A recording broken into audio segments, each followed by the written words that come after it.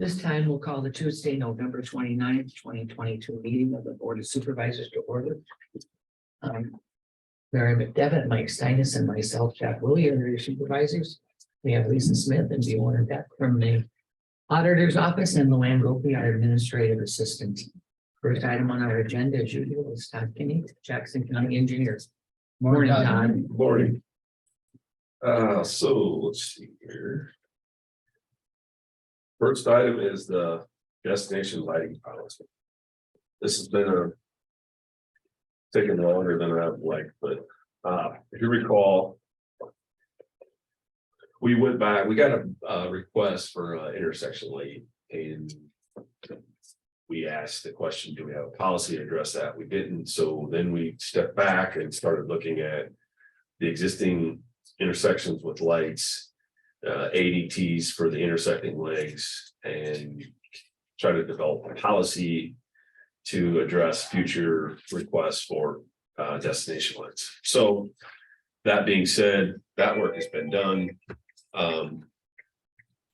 The current intersections, we got 26 lighting intersections with the average. So we did it two different ways.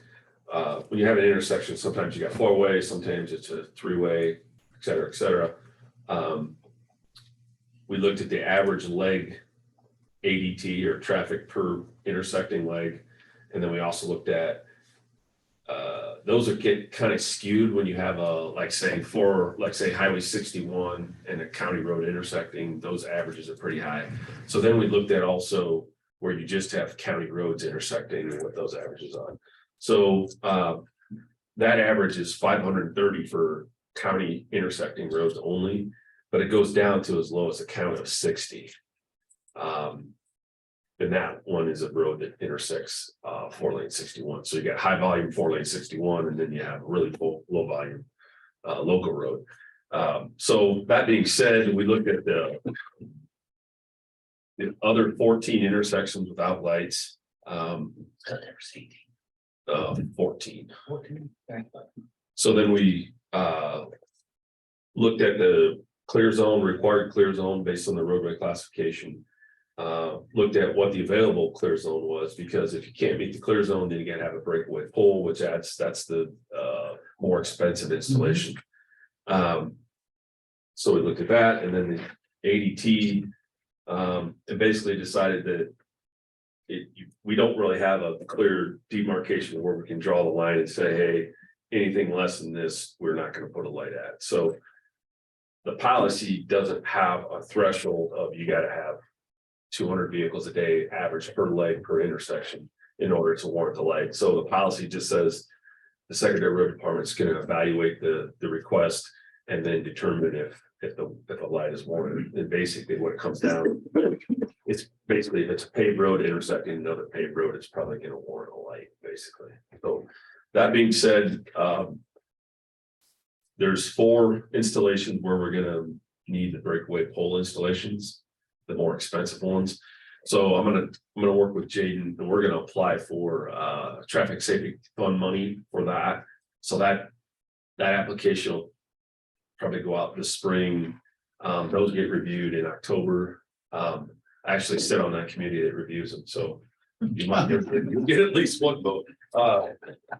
Do you have to abstain from that? No, they don't require me. So the other ones, we got an estimated cost of $5,000. So those I budgeted for in the upcoming budget to do the other the other 12 intersections. The ones that are the more expensive, I'm going to try and get traffic safety money for. If we can, great. If we can't, then we'll have to budget those the following year for local funds. How long a process is that, Todd? I mean, if you're on that board, is that a lengthy process when you apply? Is it? No, so we'll make application this spring, early summer. They'll get reviewed in October, and then you'll get notified usually in January or February, and the money will become available the next fiscal. So Okay. I mean, I don't know what, I suppose they do look at your numbers that you put in too. I mean, since we've talked about this, and I thought it was 18, but I don't know where I got that number, but since you talked about this, you recognize them or you notice them when you come up to them, like the Bellevue, Cascade, and the Bellevue Cascade when you hit the Bernard Road. There's one on the Bellevue Cascade here, but not over where you go to turn the Cascade. So you're within a quarter of a mile. There's a light on this one, but not on the other one. Yeah. Same way in Bellevue, where the Bellevue Cascade meets 52. I mean, I'm used to it, but it's dark when you come down there and don't know it. I mean, it's really dark. And again, there's a difference between intersection lighting, like what the Yeah. DOT would have, and destination lighting. This is destination lighting. All it is meant to do is identify an upcoming intersection for people to know that, hey, I need to start slowing down. It's not meant to like light an And intersection. I think that's important with this, so you get a slight fog or a slight deviation in your vision, distance, but, So you can't do those and get reimbursed. You have to wait for the money, grant money. Yeah, it's all a reimbursement program. No matter the TSF is all reimbursement. So you still have to budget it, but it's a pass through. Actually, you can do it with local labor. I did a safety project in Clinton County where we realigned an intersection. We did it ourselves and got reimbursed. Because it's road use tax, it's not federal aid, so they can reimburse it directly. But this one, we would do those ourselves. for next year, but. Or do them next year instead of waiting a whole year. Yeah, so I mean, it's gonna take a while to get that much, 16 of them in anyway. Oh. So, but that's is on your agenda to approve the written policy. Yeah, have any questions? I'd make a motion to approve. I would second. Motion and a second to approve the written policy for destination lighting. All those in favor? All right. Aye, motion carried. Okay, the next item is the entrance policy revisions. If you recall, we talked about that last week, Yeah. about the change to the allowed pipe material. So that's been incorporated. It's really the main changes are in section 4 on the back of the permit. I can read it to you real quick so you know what it says. That the entrance culvert pipe material shall be plastic, corrugated metal, or reinforced concrete. Plastic culvert material shall meet the Iowa DOT specification 4149.03 A, C, and D. So those are the different types of material, except that perforations will not be allowed in the pipe. So plastic pipe, we don't want perforated pipe. The culvert shall be blank inches in diameter and blank feet in length. We put those numbers in when we go out and investigate and then all culvert pipes shall be installed in strict conformity with manufacturer's recommendations.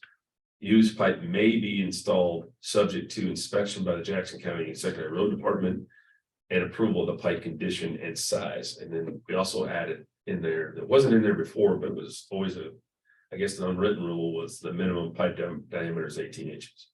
Now we have allowed that less than that in the past, but it has to be like an extenuating circumstance, like there's bedrock within a foot of the ground, or the ditch is only 18 inches deep and you can't put an 18-inch pipe in. But if it's available to do, minimum is 18 inches. That's it. Anybody have any questions?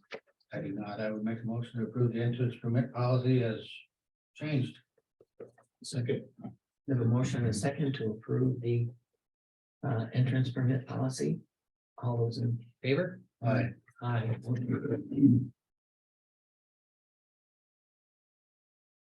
Okay, last thing here is the bridge weight limits resolution.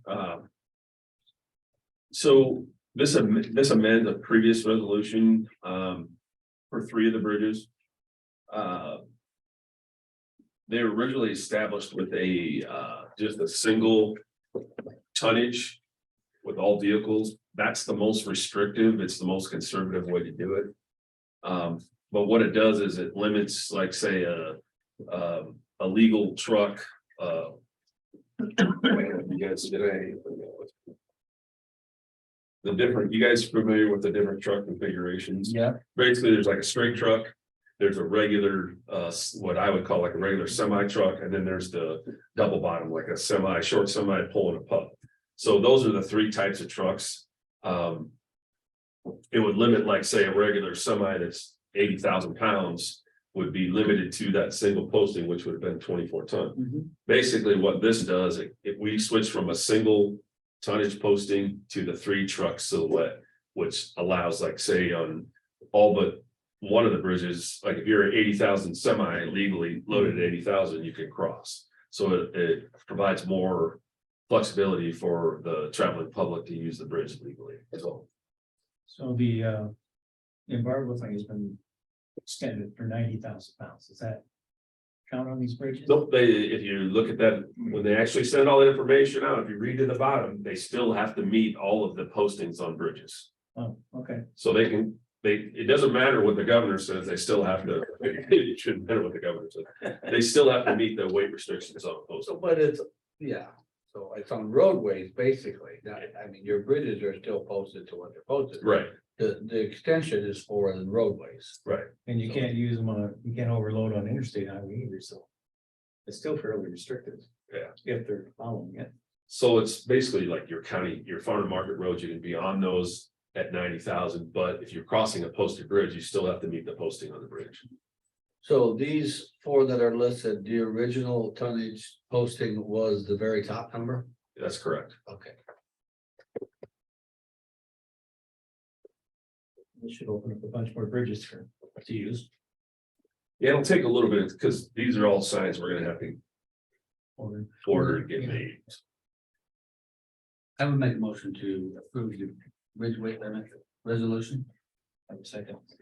We have a motion and a second to approve the weight limit resolution for bridges. Any further discussion?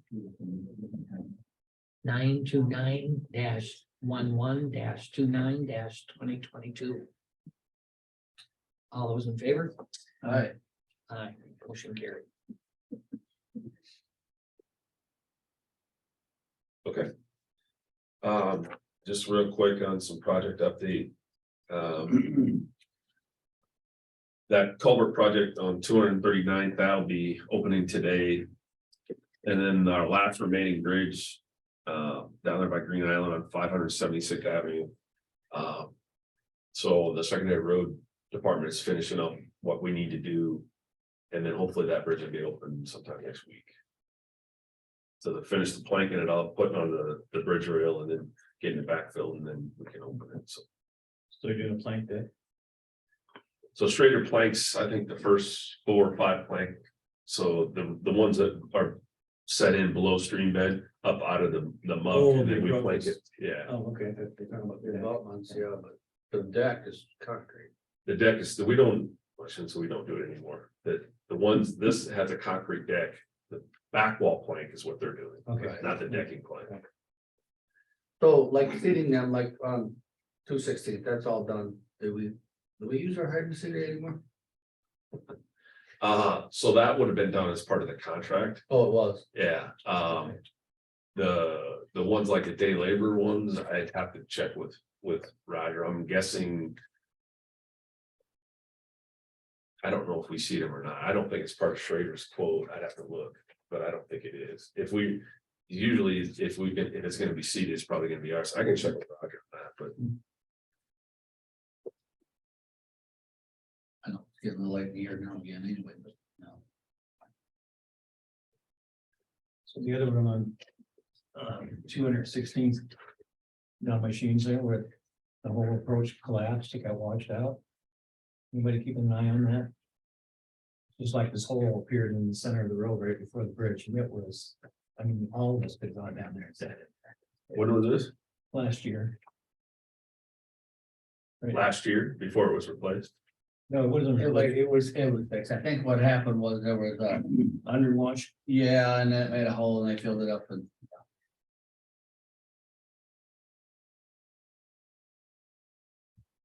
Let's hope it's fixed. You know, they fixed it right away. I got a call on it, I went down, and well, it's a big hole, and I'm like, holy cow, you're not kidding. Seriously, you could have walked, jumped down into it. Yeah, and there is a erosion issue right there. By residents that the Brush Creek comes around there that is getting real close to the road. We've talked about it before and I think Roger may have looked at it. Is that the one they fixed? The one that's Right, been but extended they over? didn't, and they didn't put any rock in that one. It's right across from Brad Till's driveway, but Okay, okay. What about Do you have the like one- an address of where this is at? yeah, I do. I can get it. what about the one east of town at Nashville, where that creek was washing in? I know you went and looked at it. You're gonna cut some trees or something out there, but. Yeah, we were gonna mow along the edge, but the trees that guy was talking about are on private property. You know what I mean? Because I think when I talked to you last time, that the distance from where that creek, that back. Whatever you want to call it, to bank away from the road was outside the right of way. Oh, okay. So it's 28660. 28660. 260. And that bridge that Larry is talking about is 200 feet east of it. Okay, So it's real close. all right.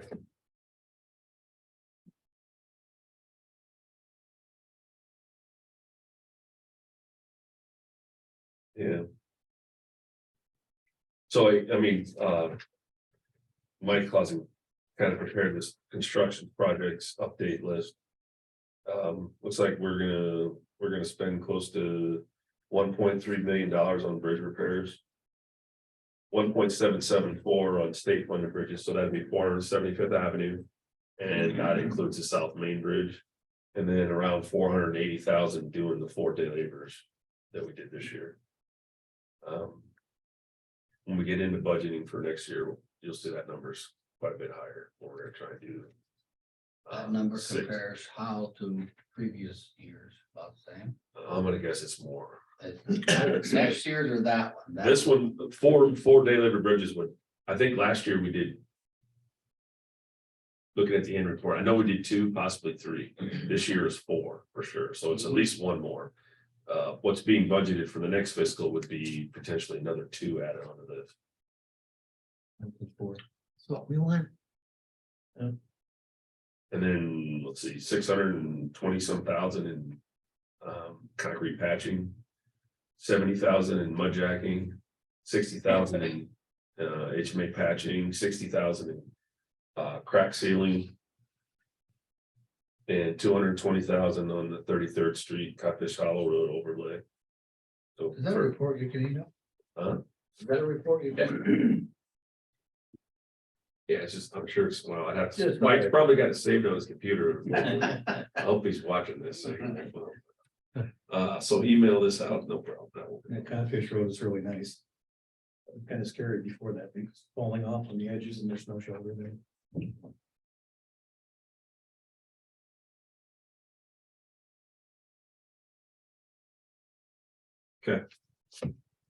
Anything else?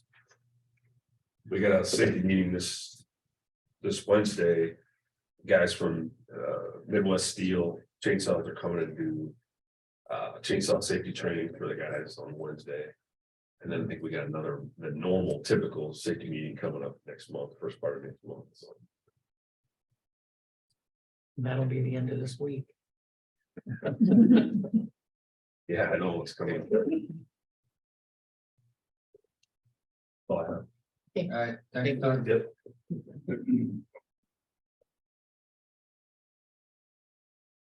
Do we have any visitors or citizens that wish to address the board?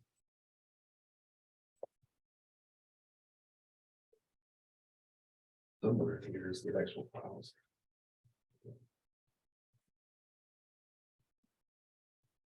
That's what you approved. Okay, Moved a little slow, hurt my back this weekend. I'll just kind of do it right back to you. All right, thanks. Working or playing? Huh? Working or playing? Let's wait. Oh, wow. And then we used to be. That's for Dave. Hey, at this time, we'll be joined by Lynn Mayer, Jackson County. On radio coverage for the county.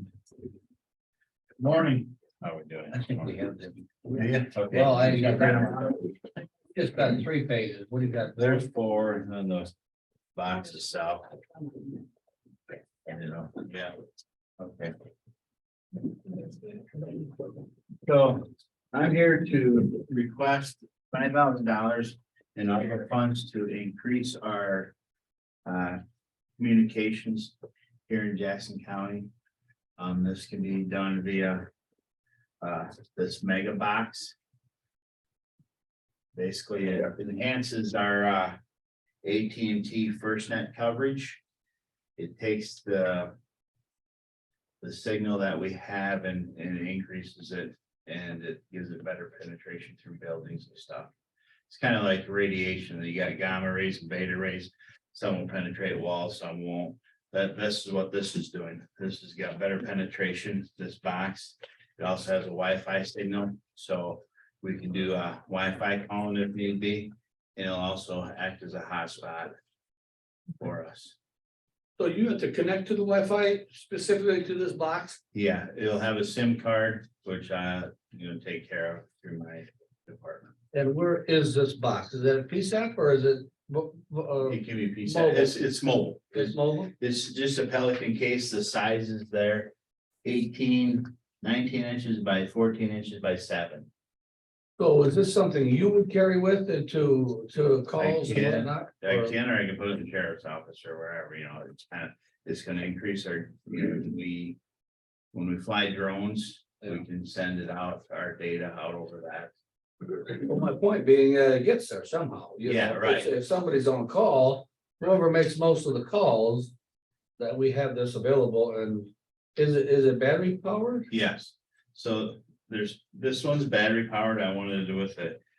With this case here, it's ready to go. But you pick it up, you can carry it and deploy it on top of a hill, stand alone. So over the bluffs or wherever you're at, we can put it in buildings. Then you get a hospital, there's port coverage there, we can put it in the center of the hospital and it'll increase our AT&T coverage plus our internet. Schools, wherever it may be. My personal opinion, I think it's a great idea because of our topography and where we're at and what we're trying to do. But again, I want to reiterate that it's got to be on site Right. somehow. I don't know how that's.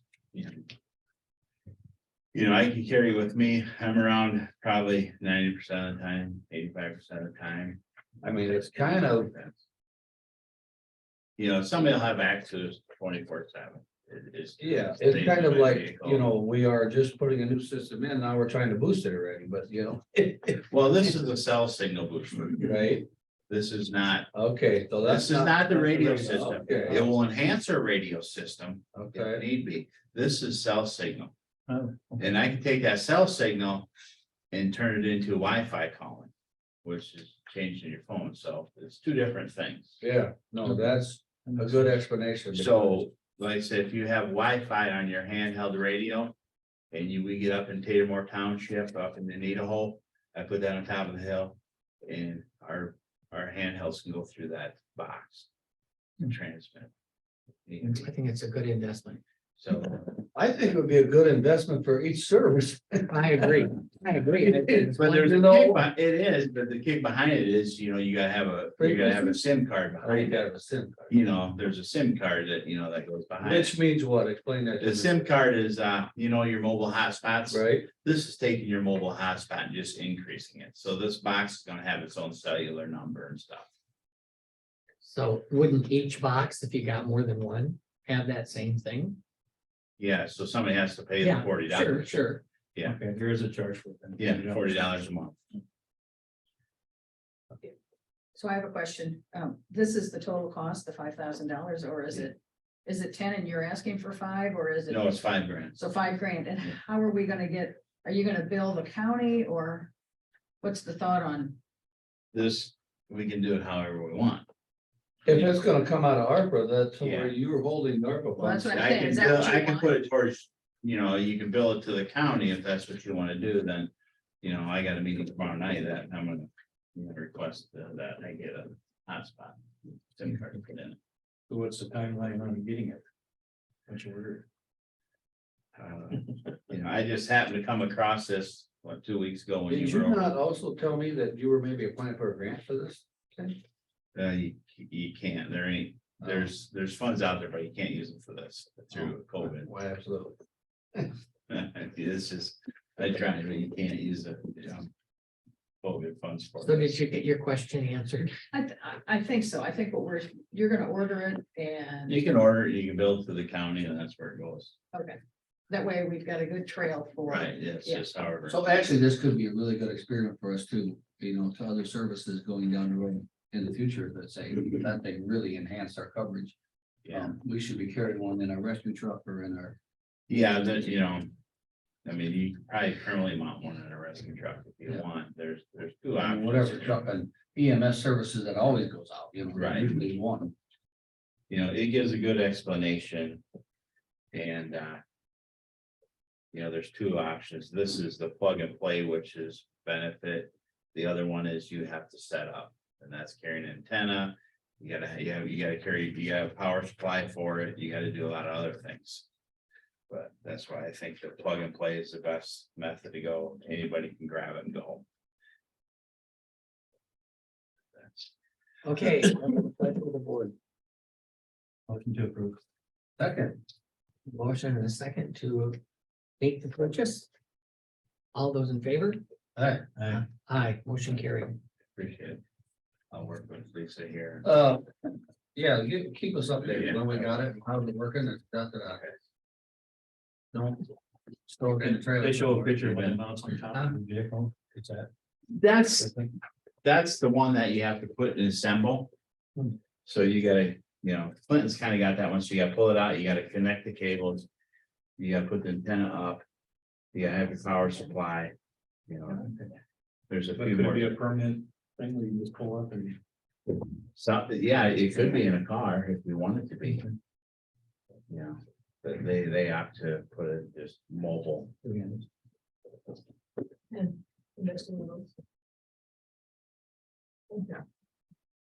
Yeah.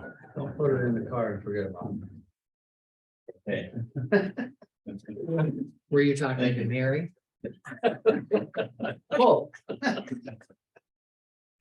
At this time, we'll be joined by Sarah Davenport, Jackson County Attorney. Morning, Good Sarah. morning. Morning.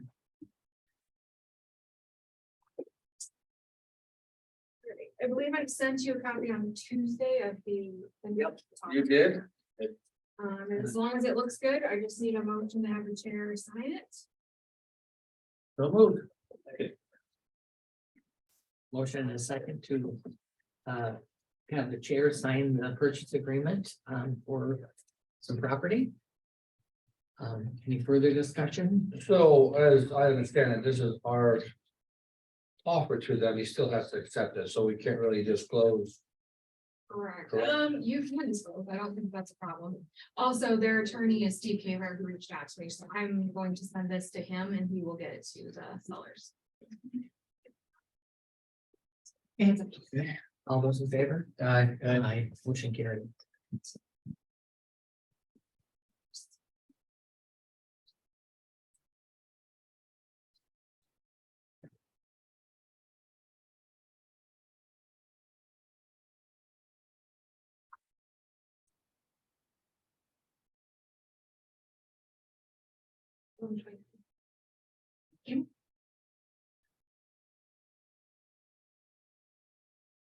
Gravy? Alrighty, I will Thank get you, this to Sarah. him. You're Thank welcome.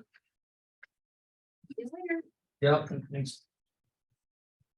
Well, Lisa, do you want to take care of your extended agenda today? I will. Today I need a motion to approve the minutes of the November 22nd, 2022 board proceedings as written by Auditor Smith and authorized publication in the official newspapers. Motion to approve. Second. We have a motion and a second to approve publishing the minutes of our previous meeting. All those in favor? Aye, motion carried. Oh, but I have for the board today. Nice. Short and sweet. Right. Morning. At this time, we're being joined by Lori Rowling, Jackson County Zoning Administrator. Good morning. Good morning.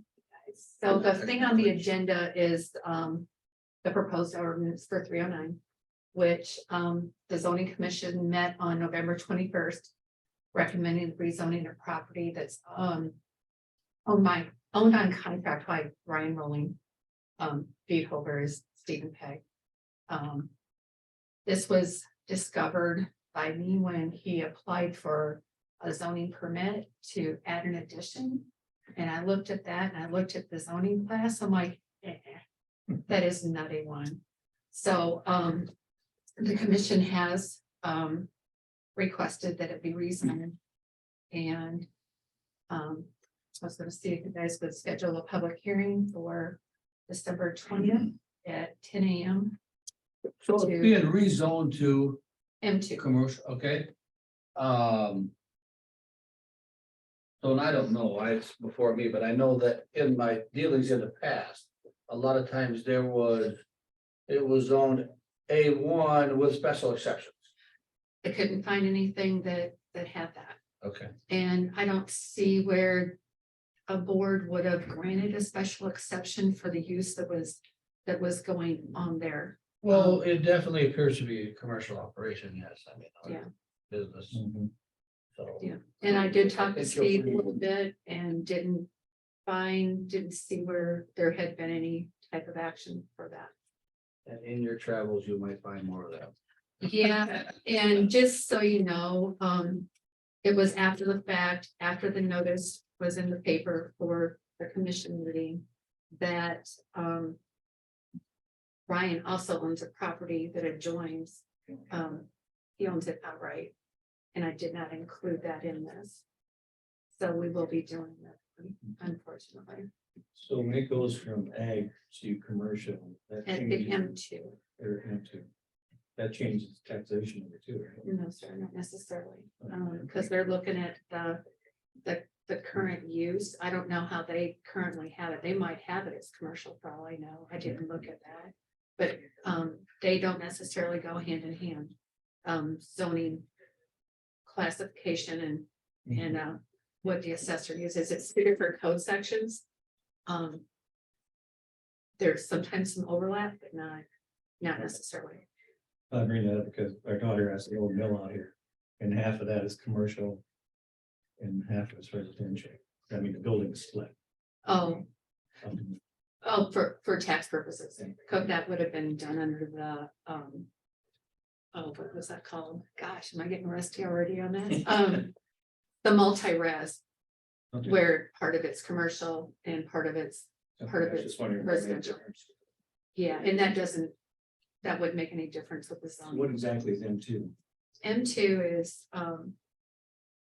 a little higher, it's not light industrial would be the M1. And we went with the M2 for the fact that there was outdoor storage on it. Mhm. And so that's why, I felt that M2 was the best fit for that. And then too, I also, Steinus is logging there on Highway 52, just north of Bellevue. That is also zone M2. So I figured, even though Ryan doesn't use it as much for logging anymore, it's more used for his construction business, stuff grinding, landscaping business. So that's. So it's a little less restrictive than the M1 would be, but. Mhm. And it's not changed, he's not planning on doing anything different with his operation. This is just happening because I found an issue that needed to be addressed. That it looks like it's been going on for a long time. And there's even been permits issued as A1 a few years back, and I'm like, no, we can't be doing this. So. We need to first set a public hearing, correct? Yeah, could we set it for December 20th? Does that fall in our days, 10 and, what is it? Yep, it does. We've already mapped it out. Fine with me, what are you talking, 9 a.m. or something? 10. 10? 10. 10 Make a 10 a.m. motion to set the public hearing December 20th at 10 a.m. Yes, please. Second. We have a motion and a second. Any further discussion? Seeing none, all those in favor? Aye. Aye. Thank you. Motion carried. May I bring up some other Sure. business start while I'm meeting. here for? Would you do me a favor? Introduce your assistant. Yeah, I So I- Yeah, Then why don't you come up? join me then. It used to sit in the hot seat. I want to say Ruth, but I'm gonna be kind of throwing. She makes me look like an introvert, you guys. So. Good morning. I know that's what you do, right? So anyway. To the public, do you want to introduce who she This is and what she's doing here? Yes, this is Ruth Eltridge. And she has been employed here. This is going on your third week. Yeah, she's been back for 3 weeks. And she is the assistant in zoning. And she's gonna be handling a lot of the clerical things that need to be done, that I've been stacking up in folders. And then too, we're finding some glitches that we're needing a lot more research on. Trying to find documents. We've also discussed adding a kind of a table of contents, so to speak, going back to 1978 when zoning was first came aboard in Jackson County, and making reference to every Board of Adjustment case where there's been a special exception or a variance. We get people calling and saying, well, they can't do that. And someone else will say, well, they had a special exception.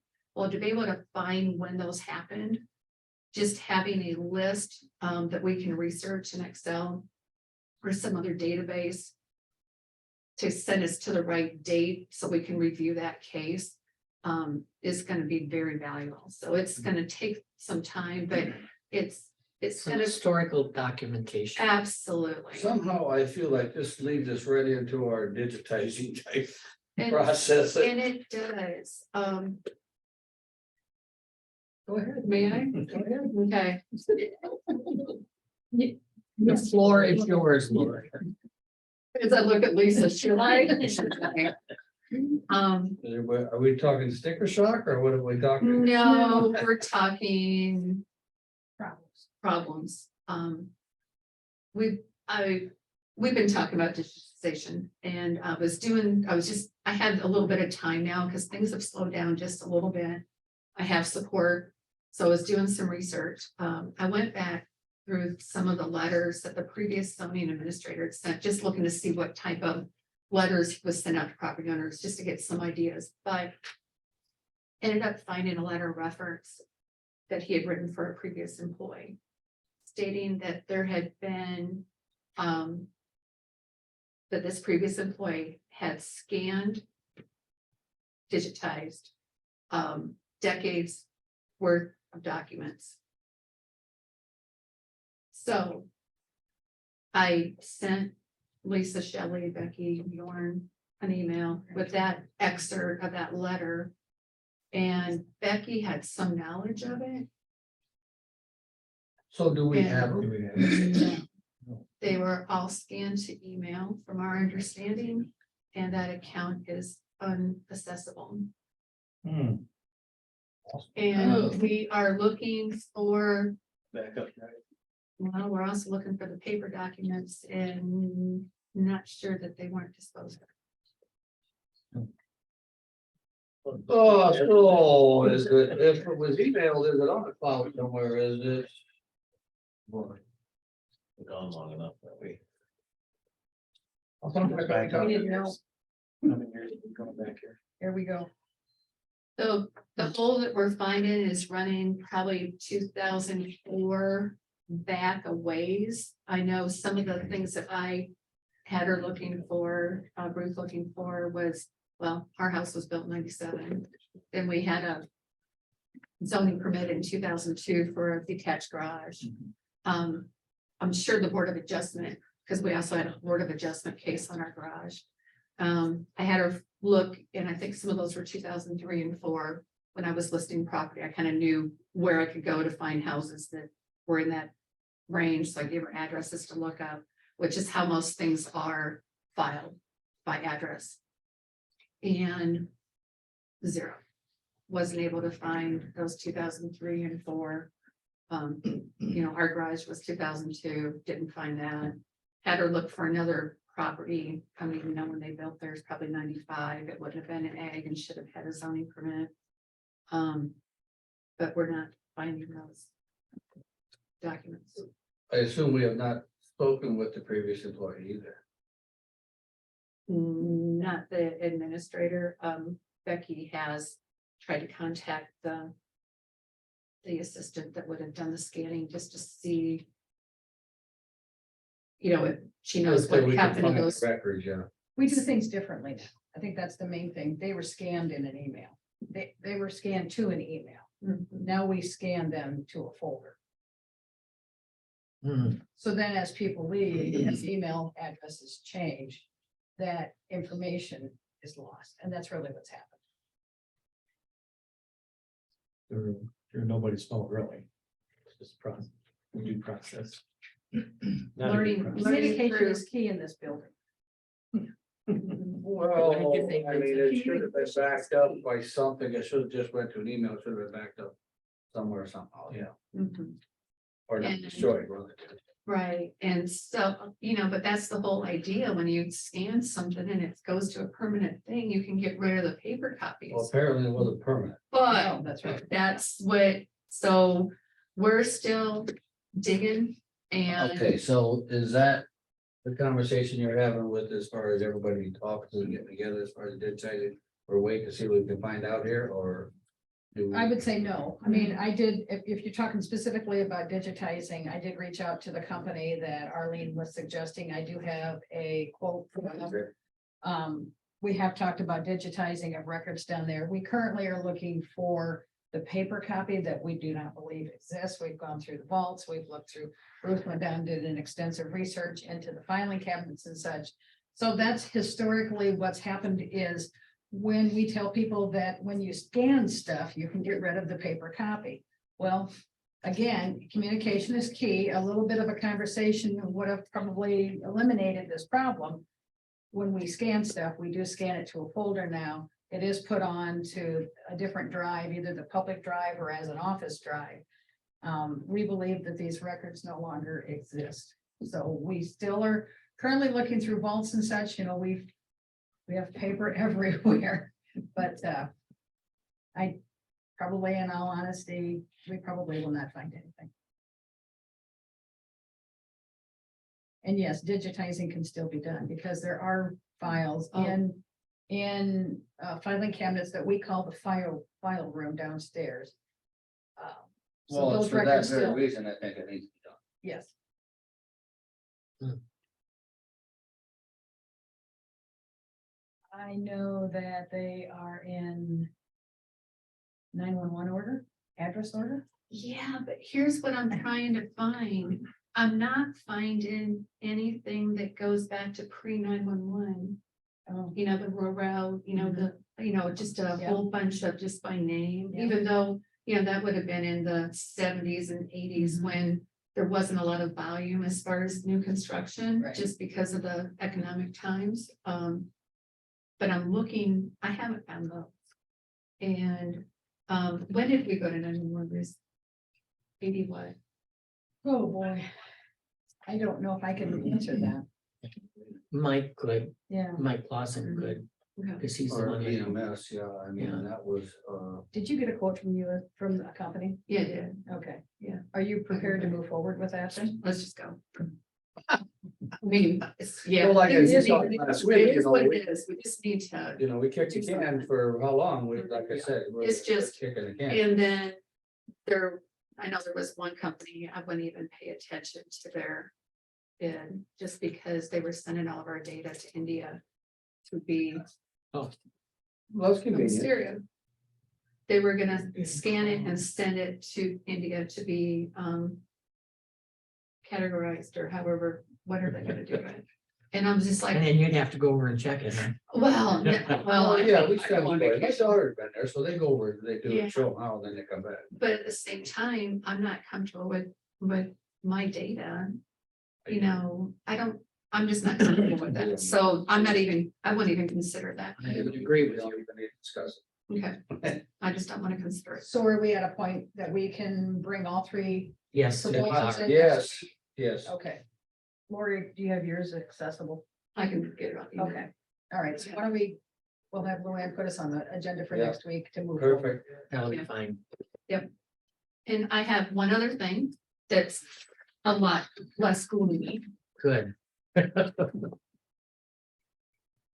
This is what I received this email last night from. Oh. Here, let me hold it for you. Okay. Sorry. That was just what I printed out for letter. Use 2 pages. I apologize. I can summarize it for you. Sure, like, It's Leisure Lake. This was by their secretary. I'm sorry, I didn't even think about that, Mike. I'll do better next It's time. okay. Anyway, this was from their secretary. They had mailed out letters to their association members. This was the generic version, the one that the bulk of the property owners received. The ones with violations received a different letter. I believe an amended, just an attachment to this showing the violations and that they needed to get them taken care of. She did mention to me in the emails she sent, that they pretty much, because of the timing, they pretty much focused on the vehicles and garbage and not necessarily the maintenance issues that they could enforce. so do they have any teeth in this $10 a day fine? Who's gonna enforce that? Okay. by the way? Here's, and I sent Sarah an email, and that's exactly what I asked. I do not see any teeth. Basically says, if you were in violation of the above Leisure Lake property owner rules, please take this time to resolve the situation. If you do not, you may receive a 30-day notice of an upcoming $10 daily assessment for each infraction until you're compliant. That may concerns me. Well, not only Yeah. that, but who's gonna enforce that? Yeah. And can you put a lien on the property because of this? This is theirs. This isn't, This would be their negotiation. They would have to deal with this. and They have they their have their, police. they have their bylaws or whatever they have. And, yeah, I'm hoping that they'll follow through. Well, I'll tell you this, it's a start, and I told them years ago that they didn't take care of themselves. So Mhm. that's a good start. Well, that was the intent of that that meeting we had Yeah. downstairs. That was the intent. For them to do just exactly this. Well, and then for us to be the backup. Yep, yep. And so, I'm not sure. When it comes to the budget, might have to just wait for an amendment or whatever we have to do later. And I'm ready to, I can have some teeth if I need to, and I'm ready to follow this through. And it could cost the county some money. To come in and do some of the abatements if they're not taken care of. And we're talking old mobile homes from the 60s, Mhm. early 70s that are dilapidated, and just falling apart. And old campers that are sitting around, some of them, it might fall on the county to remove. We can make if we need to, if Yeah. that's where we're at. So, Yeah. I'm not sure how much, we want to budget much more additional money. I think I added $2,500, 3,000 for that purpose. And then two, I'm not sure if we want to bump up my legal fees or my legal, I guess we'll discuss that during budget. okay. Because I'm not sure if we need to do that. Just, I would say, have it in the budget and an explanation for it when we ask. Okay. All right, so I might go back and amend that or ask you guys to amend it. We might just do that, ask you guys to amend it. We can talk about it, okay? I don't know, could be any salvage value to some of that stuff. Some maybe, but my understanding on the mobile homes or the old actual trailers, that there's not much. Just the frame and then how much that is rusted away. So, and then the campers. Not anything to speak. I'm sure that's true. So I have a feeling there could be some cost accrued. could be some additional legal fees. Again, we still want the opportunity to go back and put a lien onto it. If we have to have a sheriff sale, I mean, the land itself is worth something, Absolutely. so. We just. Yeah, the value of the land has gone up with the. Well, we need to have the opportunity. I mean, yeah, to me, if I'm a neighbor, the value is worth something. Yeah, Absolutely, I agree. yeah. And then some of it's, oh gosh, garbage. Yeah, we We had one a year or two ago that they wanted to buy it and just put it's a mess. It's- We'll take it the way it is, we'll clean it up, and they just started hauling stuff away. And yeah, and that'll be something to ask our attorney, what rights we have as a county and go forward. Okay, Okay, all right. Anything else for me? thank you. All right, thanks. Have a good day. Welcome aboard, Ruth. Fine, and that. That's fine. Our next appointment is with Marty Houlihan, Jackson County Maintenance Supervisor. Morning, morning. Morning. A few things to report. Start with the jail site, the electricity is hooked up, the furnace is hooked up. John has heat. I went down with the sheriff. We are gonna build just the bathroom for now.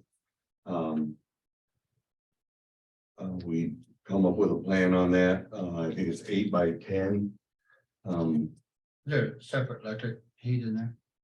Not at this time, but yeah, there will be no bathroom in there until we get the sewer hooked up, because there is no sewer in there as of yet. Plan for if that's the case, so that's separate. Zone. Than the whole building. Yeah, and I'm sure that's the way it is, but I'll double check on that. Thank you. We had to take the furnace has a condensation pipe in it. They put it down the drain, we took it out and put it in a 5-gallon bucket, then we go dump it every day or every about 3 days. It gets about half full, so I dump it. Otherwise, the tube would fill up eventually until we get the sewer hooked up. How close is there a drain to that? It's right there, But it's not hooked up. but it's not hooked up to, it's ran to the curb, but not to the sewer. Under the street. Can you drain it to the floor drain? It's the same thing. Don't go All anywhere goes either. to the, Floor drain doesn't go to the sewer. I'm thinking it Goes into a does. rock- No, it doesn't, it goes to a rock pit We, underneath the floor. It cannot go to the drain. I don't think it does, Larry. I really don't think it does. I think we dug a pit in there, Not that I'm a aware. cleanout pit. I will ask the plumber, but I'm pretty sure it all goes to the outside. Check on it. It I better will. not. I will. I'm sorry, it better not. Well, I think it's just like mine over here in the garage. It goes to the sewer. But it's got the clean out, that I clean out every couple, yeah, and I think this has that. We put the pit in there. We put the pit in there and then it goes to the sewer. Yeah, that's what they told us we could do, so that's what we did. As usual, I spread a little salt there one day last week. There's nothing but ice Where? here in the parking lot. I don't know what day it was. You remember the day we got the ice snow or ice it was? Anyway. Anyway, I did that. That was in Des Moines. I think that was last Yeah. Thursday morning. Yeah, and I did get, I had the sander on the truck, but I didn't have the blade on the Kubota. I did that. Lynn said the pressure over at the Penrose Annex and the sink was faulty, so I cleaned the screens out and I think that took care of that. Had another recall on the dump truck. It was fixed free for nothing. I really don't know what it was, but it does seem to run better. Back when I did the work on the drain field up in Andrew, I borrowed the tractor from the county shed and I finally took it back yesterday and put it in their shed so that if they needed it, they could. And that's about it. I see we got our cement over a year. We got the cement by the memorial the Veterans Memorial out here. I thought we were getting pavers in there and stuff, but I guess not. We got cement.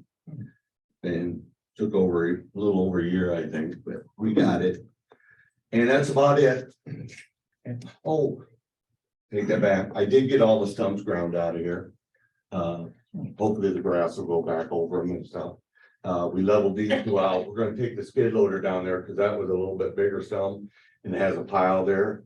We're gonna take that to the compost pile, and then we're gonna come back and snitch a bucket full of dirt from the jail site to level that out. I would get rid of too much of that till after next spring when that compost, you know, that stump grinding, a lot of that's wood and dirt that will settle anyway, so. Okay, maybe just level it out, put a little dirt over I top. don't think I'd be hauling too much out of there yet, yeah.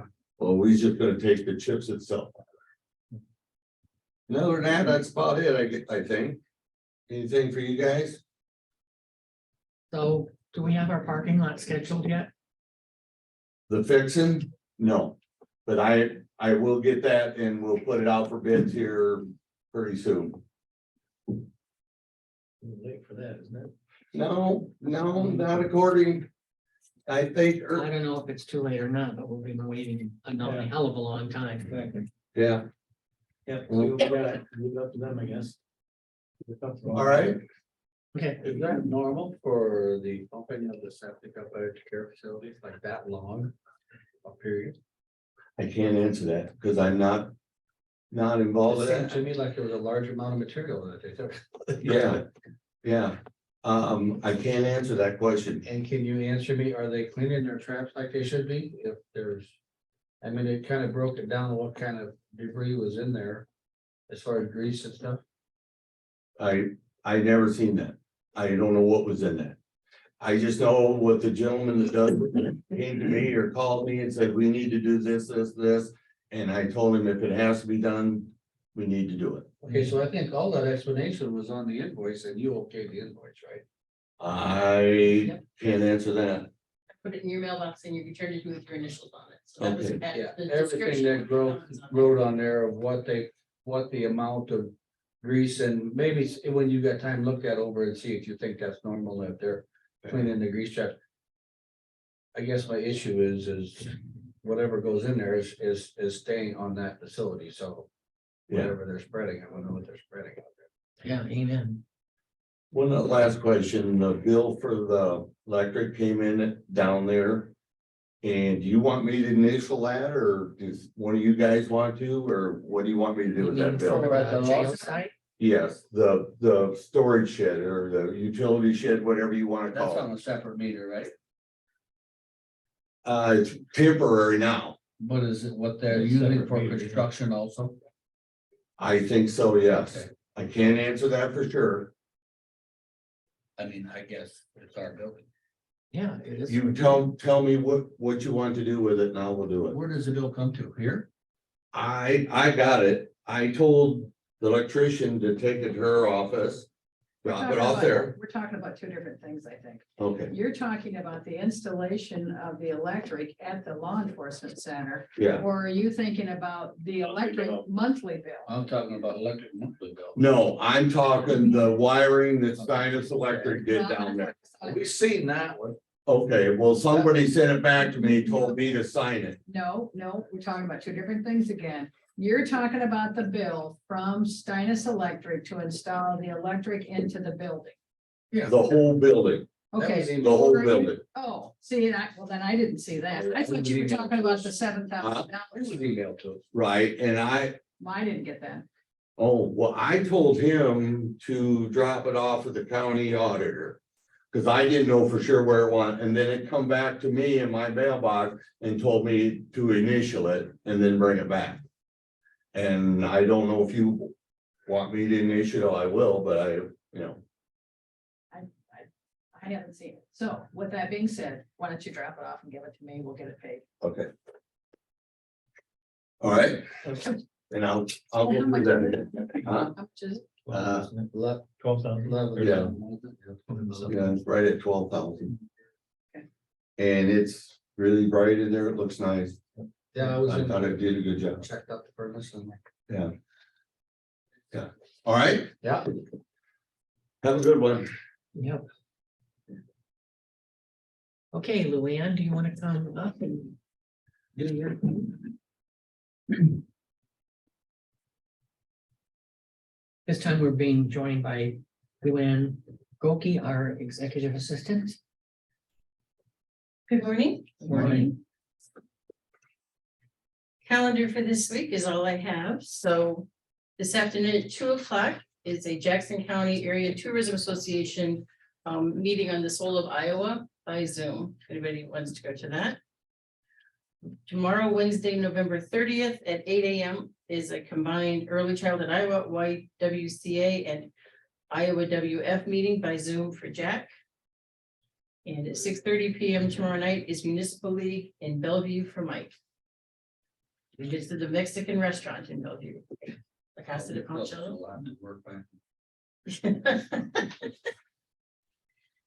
Thursday, December 1st at 9 a.m. is a HTF or Housing Trust Fund meeting by Zoom for Mike. At 11 a.m. Is a special Mississippi Valley Workforce meeting in Muscatine for Jack. And it's right before the 1 to 5 training in Muscatine. I don't think Jack was going to go to that, so.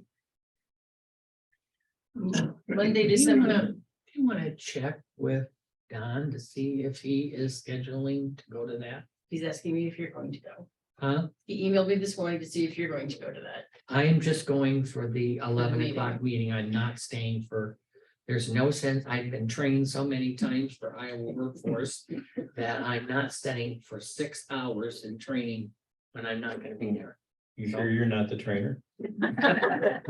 I could, I'll tell you, I could do it. You should not have mentioned that 6 hours, you should have said 45 minutes.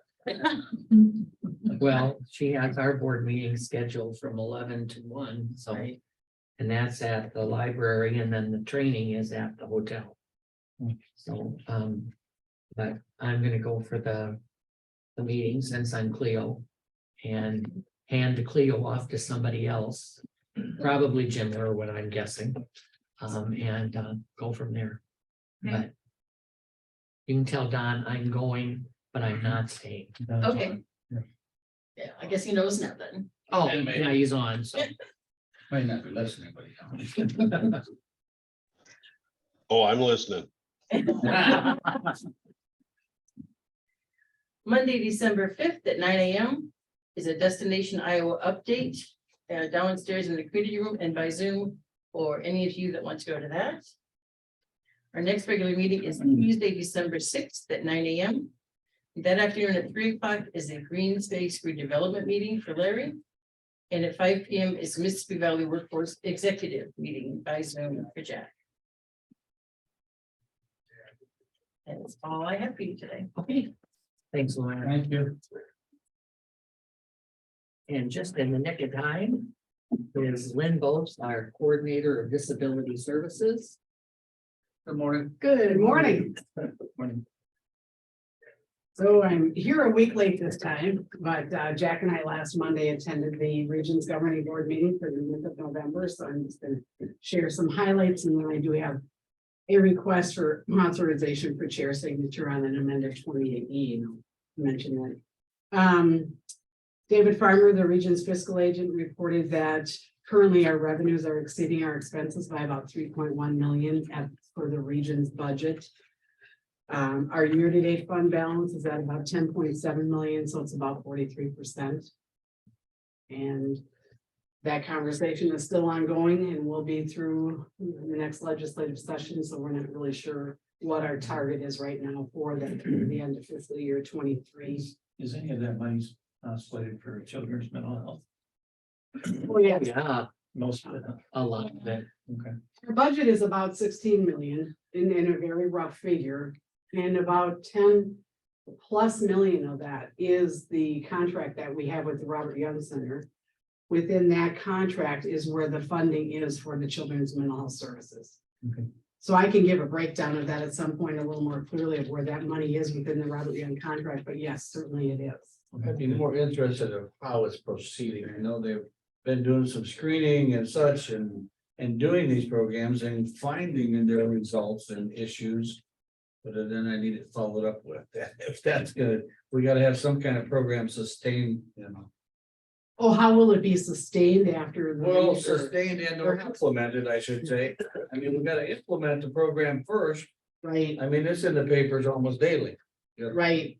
So a couple of examples of where funding has already been started are with two therapy programs. One is multifunctional MST, multi-systemic therapy run by Vera French, and family functional therapy run by Family Zinc. And those two sources of therapy are pretty involved, intense programming. They involve not just the child that's in need, but the family as a whole, and in particular, parents and the child in need. Previously, FFT, functional family therapy, was only available through a referral from DHS. MST, multi-systemic therapy, was only available through a referral from juvenile court services. What the region's funding is doing is opening up slots for that therapy, so the referrals can come from other families who have a need for those services, but we're not necessarily formally involved with juvenile court services or Department of Human Services, now known as Iowa Health and Human Services. Does that make sense for that example of that program? Yeah, I see that. What you're saying is, and it's being implemented Mhm. that way. I wonder about the resources of the employees to follow through with it. And right, and that was gonna be the next thing. So another large expense in the Children's Mental Health Service is the establishment of crisis stabilization residential services. We already have that service for adults, and it's managed by Vera French Community Mental Health Center. Family Resources, Inc. in Davenport has really agreed to partner with Robert Young to do a lot of the children's mental health services, because that, of course, has been their purpose since the beginning of the Annie Whitmire home is the name. Maybe that's a little more familiar. With that program, like the physical structure of the family of the stabilization beds, and there are 8 of them, is complete. The renovation that was needed.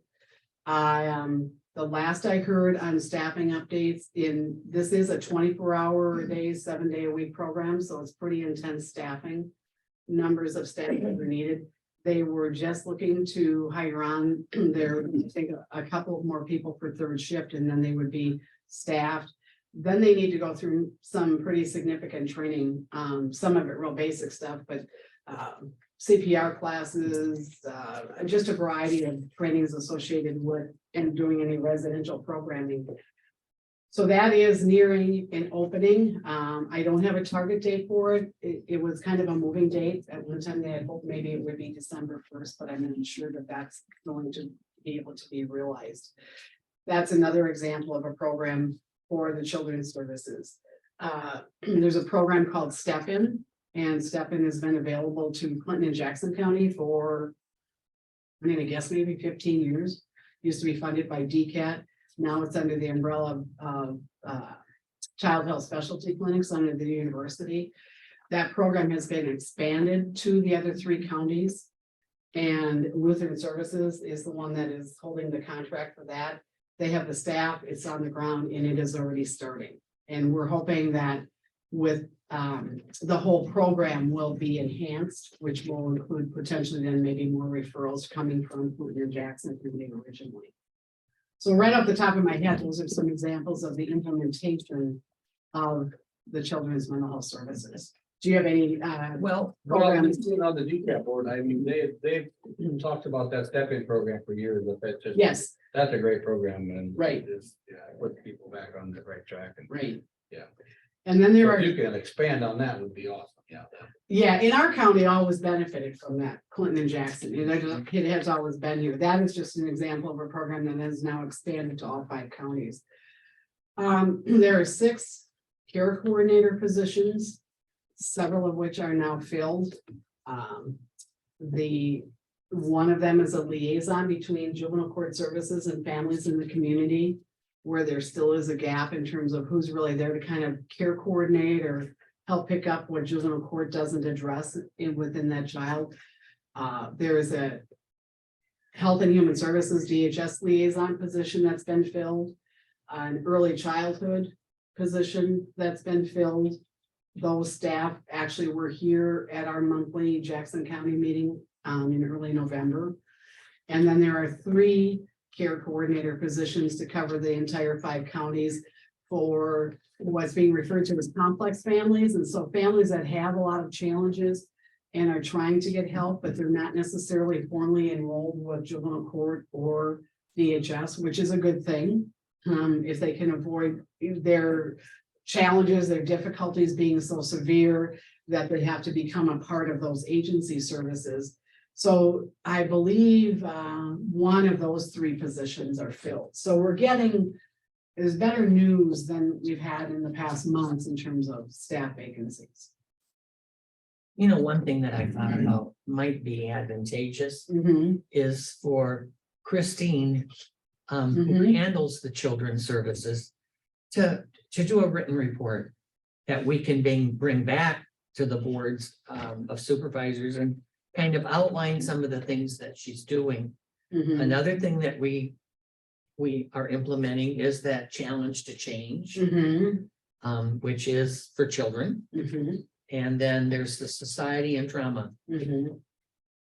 So, I mean, we are spending a lot of money for children. And the programs are, the worst part of it is getting the staff Mhm. to run the programs. The challenge for change is supposed to be in every school in our region. It will be made available to Yeah, every every school in the school. region if they choose. Yeah. And some of it will be, I mean, they'll have the opportunity to have it in person, or they'll also have the opportunity to kind of like Zoom or Yeah. watch it on TV, which I think would be not as good as in person. But we might be faced with it needing to be virtual or over the TV, if you will. Just again, because of staffing. Yeah. And having enough employees, enough trained coaches, if you will, to travel to all the different schools. So last month, I know, Mike, you asked if I had been in touch with Bellevue at all. Just by coincidence, I was out there yesterday. Bellevue, you might remember, is the only school in Jackson County that is taking advantage and has for the last 4 or 5 years of this challenge to change, this mindfulness program to help students, young children, learn how to control their emotions. And there are 17 school buildings in the Davenport district.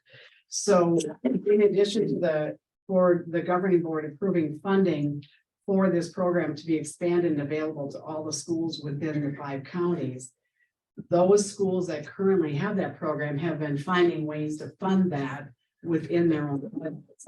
And in fairness to those 18 buildings, if you will, one of which is Bellevue, it was felt that it was important that the region also fund the second semester of Challenge to Change, so that there was equity amongst all the districts, all the schools in the region. So Christine had scheduled a meeting with Superintendent Meyer yesterday and asked if I wanted to participate in that, and I did. And then also Jordan Turner, who was involved is administration and does some of the coaching from Challenge to Change, was there also with Bellevue. So needless to say, those schools are happy to hear that they've gotten a little bit of financial relief. For Bellevue, I believe it was an amount less than $4,000 that will cover the second semester. And this is going to be available to all the schools. Yes, all the schools will be contacted and offered the opportunity to have this brought into a building of their choice within their district or buildings, depending on situation. So now it's up to the districts choosing whether or not it's a program that they want to incorporate. Superintendent Meyer yesterday was offering that their experience with it has been very positive, and that he was certain that he could get a couple of statements or testimonials. Well, I think To it's important that Support the, somebody that knows what it's all about. Yeah. Contact those schools that, you know, if they just get an email or get a letter, you know, this is an opportunity and they really don't know what the depth of it is. right. They'll be hesitant. But I think if they can get a testimonial Yeah. or some kind of information that says this does really work. Mhm. Because we got a lot of school systems in the 5-county area. Yeah, now I forget how many, 123 buildings or something. Yeah. I forget how many districts. Yeah, so that's kind of where challenge to change is. And I mean, Christine would be most happy to come and meet with the board personally at some point. And just go over all of the things that I have mentioned today are all under the umbrella of what her role is within the region. I guess personally, I would like that. I would Oh, like yeah. to meet her and I would like to, just have her explain. Well, we'll make arrangements. Sort of situation Mhm. where she's at and, if she's available to. Whether it be guidance counselors or the administrators or whatever it may be, but. Well, and her training is as a therapist. She's a licensed independent social worker, so she's got a really strong clinical background. Her role with the region is more administrative, and she is a master at collaborating with multiple agencies and weaving all of this together to ultimately have a system where there is not overlap, and hopefully where there are no gaps or few gaps. I mean, the goal obviously is no gaps, but that's a pretty large task. Yeah, so we're very fortunate to have her. Currently, until all these care coordinator positions get in place and they get experience and even some of the other services like the crisis stabilization, the residential beds at Family Resources, she does take calls. So for example, she yesterday morning had to field a call from Cedar County prior to even coming to this meeting in Bellevue. And then afterwards was headed to that area to do a staffing on the situation. That is not the intent of her position to do that on a regular basis. Once these other staff positions get established in these positions. She's been instrumental in bringing in a speaker, Frank Rahalva, who has done a lot of training to a wide cross-section of people. I think over 700 people have been trained for trauma-informed care, which is kind of one of the premise of understanding some of the challenges that children have and where some of the behaviors and where some of that is coming from based on their life's experiences. She is hosting a 3-day sequential intercept model training in January that will involve providers and school staff and law enforcement talking about where do children get involved in systems, at what level. Sometimes it's just at the level of having a consultation and the family can move forward and address their concerns on their own, all the way to the level of children needing to be placed in a PMIC or a psychiatric medical institution for children. That's the extreme long-term residential treatment program. So the players that she has brought into Iowa, to Eastern Iowa from the national level to guide some of this programming and involving many, many different disciplines, if you will, to network has really been just a benefit to our Eastern Iowa region. So yeah, I will talk with her actually this afternoon at our management team meeting. So I'll talk to her about coming to the board. She does an amazing job. Mhm. And she's so quiet and reserved that you wouldn't think that she would be able to accomplish everything she does. Yeah. But she does. Yeah. And I guess Nim her eyes kind of went up when we talked about the ending balance. Now that the state is paying for all of the mental health services, at the end of the year in June, whatever our ending fund balance is, if it's above the 20% that we're supposed to be at, we will not receive funding from the state until we use some of our reserves. So there won't be, the region will not get a check from the state. Before it was the counties, but now that the state took it over and is the governing body, I guess, we will have a reduction in what we receive from them. And we're sure we won't get anything the first quarter, and we'll see what happens with the second quarter. Yeah. So that was one of the things that Lori presented to the governing board approval was the FY 22 fund balance certification letter, which is due to the state by December 1st. The region, now it's an unaudited figure that she will be submitting. But that everybody understands that that's the case, because obviously the final audits for the region, for the counties and the regions will not be done by December 1st. A couple of presentations were held on Monday, and one of them was Judge McLeay from the Mental Health Court, which I know you have exposure to through your Department of Corrections. One of the things I wanted to follow up on was that is available now to all 5 counties. And when the judge was making his presentation, he mentioned that there are no participants yet from Jackson County. So Yeah.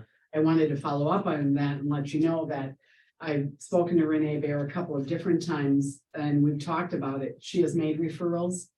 The referrals do have to go through a vetting process and be accepted using certain criteria. And we just have not had a referral yet that has been deemed appropriate for that particular service. But yes, our Jackson County probation and parole office and county attorney's office are well aware of the availability of the mental health court. We have, I believe there are a couple of residents who are living at Andrew Jackson Care Facility from Scott County who participate in it.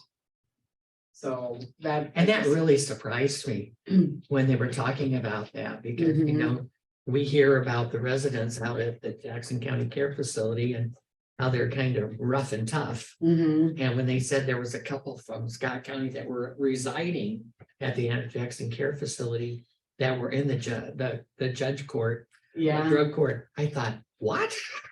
yeah. So that was, I mean, I was really pleased to hear that.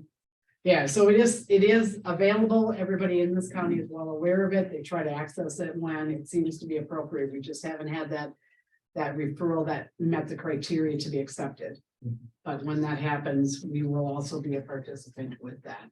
And it was really, I mean, and they told a success story too, about somebody that's gonna be graduating and Yeah, possibly has a job lined up and the whole bit, and it's really, I've really been to a couple encouraging. of those and they're really Yeah, yeah, interesting there.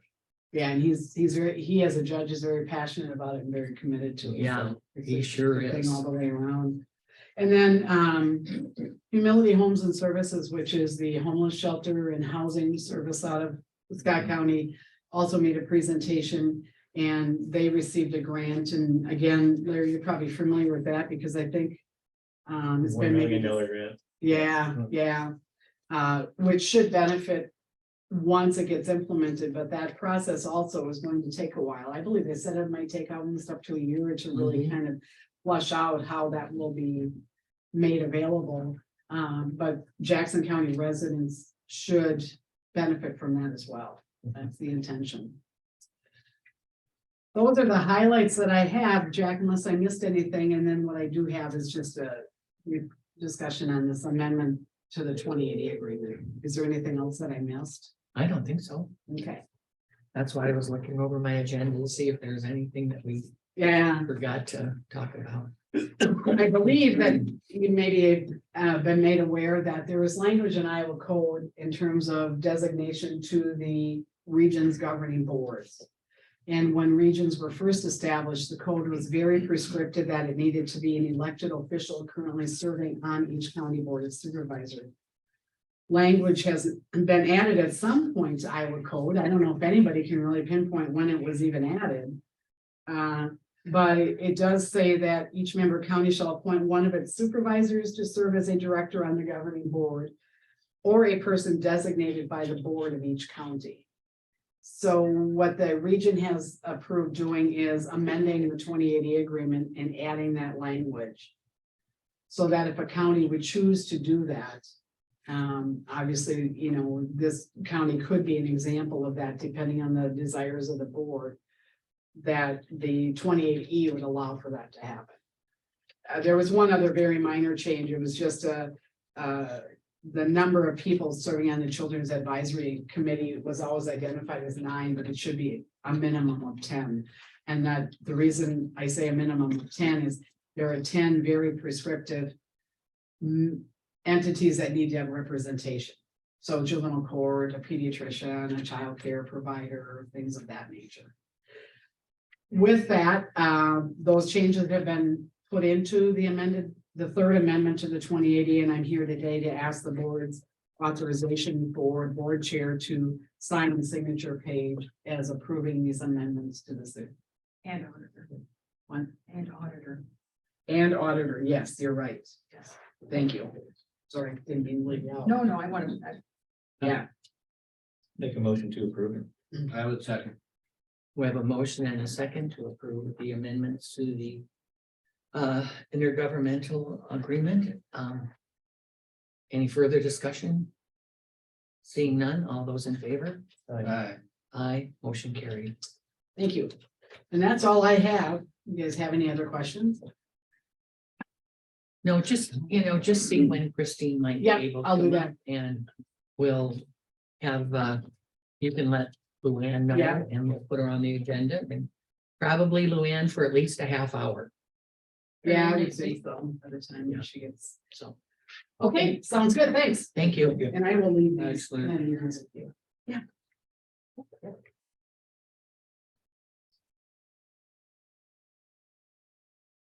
Okay, next is boards and commissions. I will tell you that last night we had our ECI meeting and it was when all of the providers of services for ECI were invited.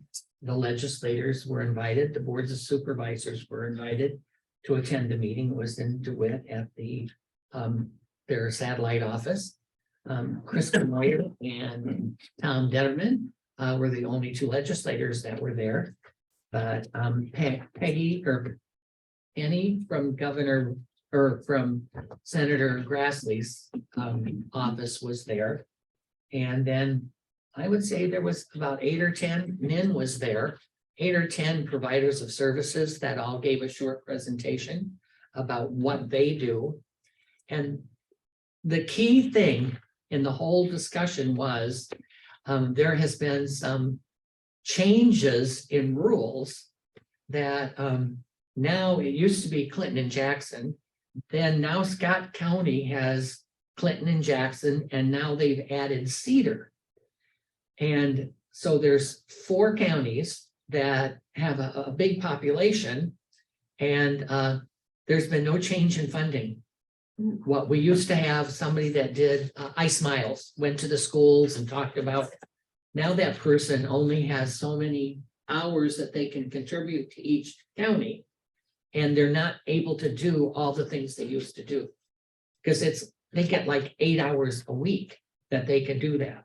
Otherwise, it's mostly administrative stuff. And Chris Canoyer said, they have been discussing that a great deal about. She said 2 years ago, we did increase funding for ECI.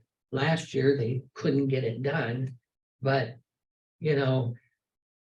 that's when it's so important to get all that information and to get the assistance that you need is when that child is young.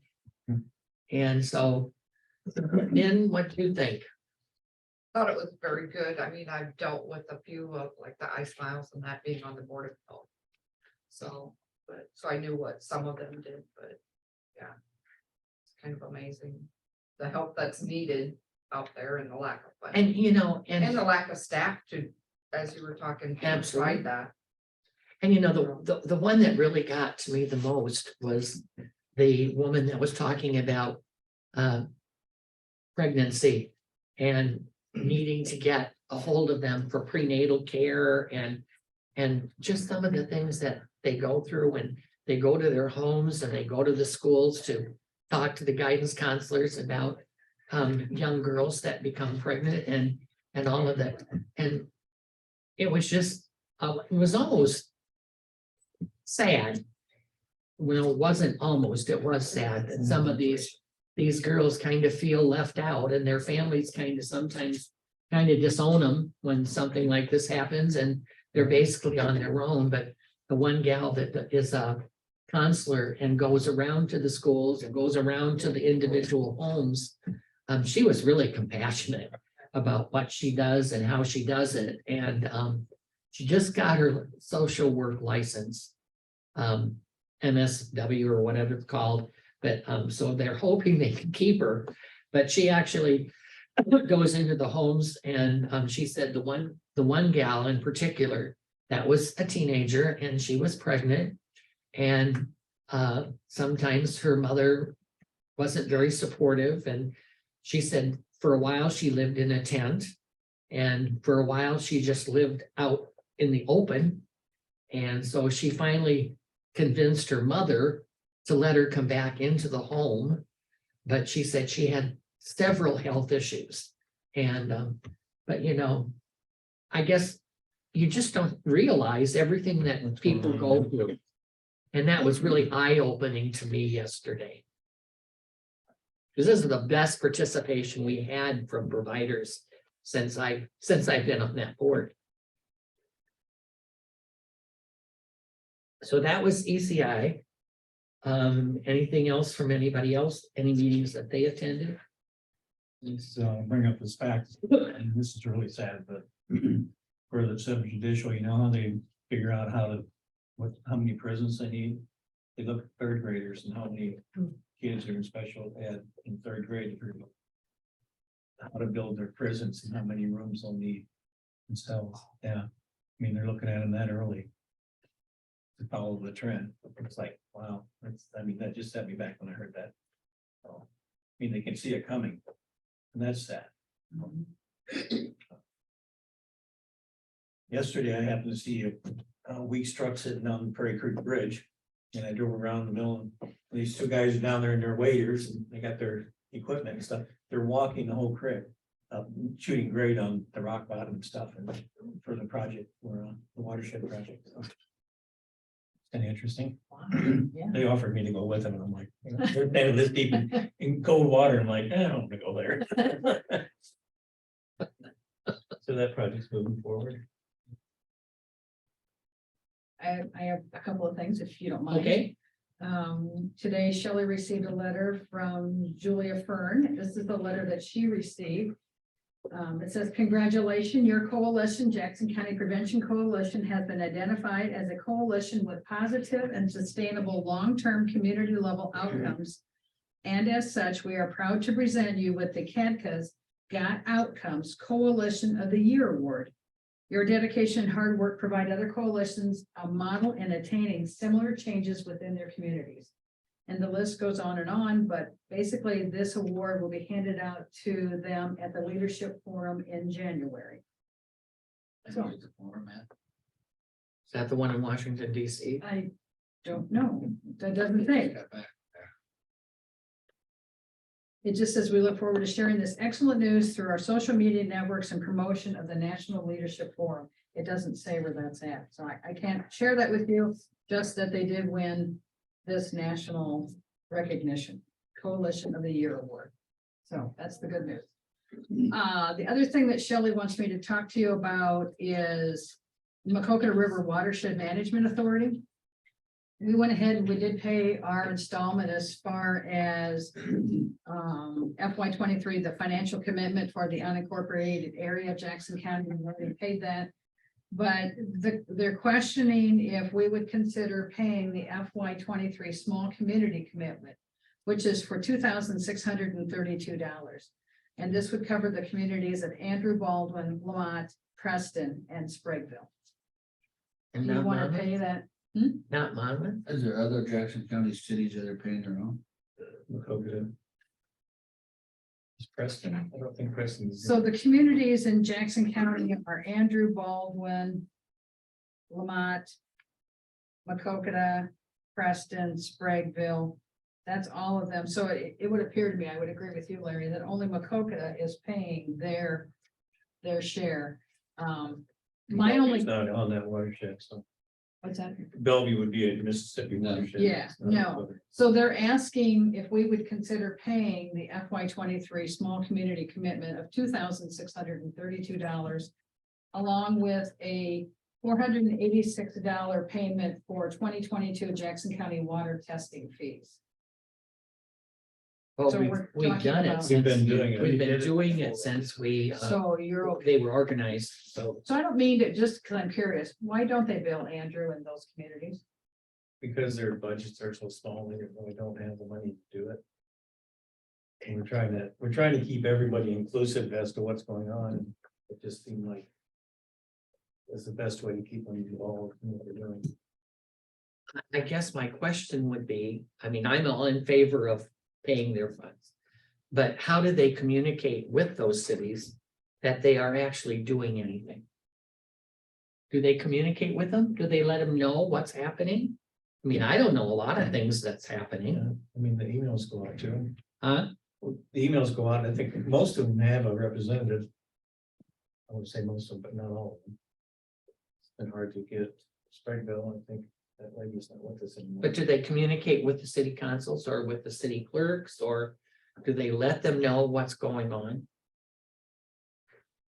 If you don't know, find out. Okay, I will. Yeah. So what I'm understanding that it's okay for us to submit a claim for next week for processing for this $3,000 bill. Yeah, I know we paid it in the past. I guess I don't know how I feel about reaching out to the communities and seeing what they say, I guess. You know, they're not in, my guess is if they're not directly involved in it, that they would say. I'll talk to Erin and see if she can make the meetings and talk to them and tell them what's going on. Explain what we're trying to do. I mean, it's mainly about education. Okay. I think how we Even originally, if they saw the video they did. Yeah, they did a really nice video. and that would be a nice presentation for them, and that may entice them, you know, I mean, budgets change every year, but the point is, I think when we initially paid it. It was because they did invoice the cities and the cities didn't pay it, we decided to pay it, if I remember. I can't tell you, I don't know if they've been invoiced or not. They were in the past. Okay. I know they were. We had a pretty good turnout for our yearly meeting in Manchester. I guess I don't know when that has to be done, but I would make an attempt for the watershed to reach out to them small communities again and say, here is your portion, would you be, are you interested? I guess. Can you do that? I would just, We want to pay it, or we want to ask them again I would ask, before we pay it? just an opinion.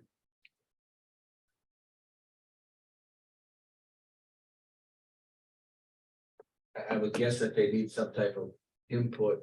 I guess Or a where I would meeting. go is to pay it and then ask them for next year so they can put it in their budget. Because at this point in time, they would not have it in their budget. Well, that's why you need to try to touch base with them now, so they put it in the 23 budget. I mean, their budget's coming up now. Is that for 22 or 23? Or that year, I think. So they, Well, I think so we it paid says it already. FY23 financial Well, see, commitment. that'd be next year's. Oh, 2023 is this year. We're in the 23 fiscal year. 22, 23. Working on the 24 Right. fiscal year budget. That'll be next year. So. I mean. I just need a direction.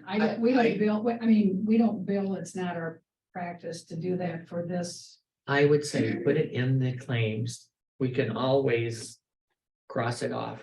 I And not approve assume that. that we already paid or put that in there last year that we agreed to that. That's what I thought we did. Yeah, we To the did. 22, 23.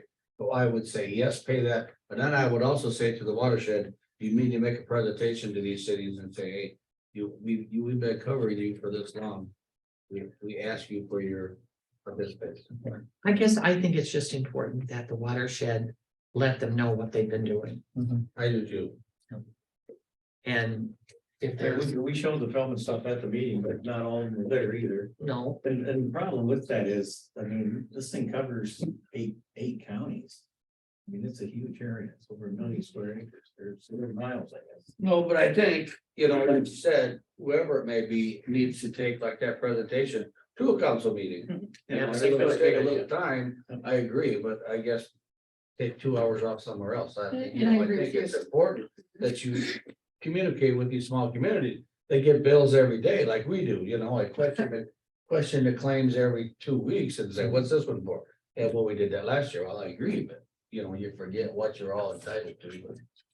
but I mean, they just need to know that Yeah, they're actually You're doing absolutely something. right. And I, you know, When I pay for something, I like to Yeah. work for.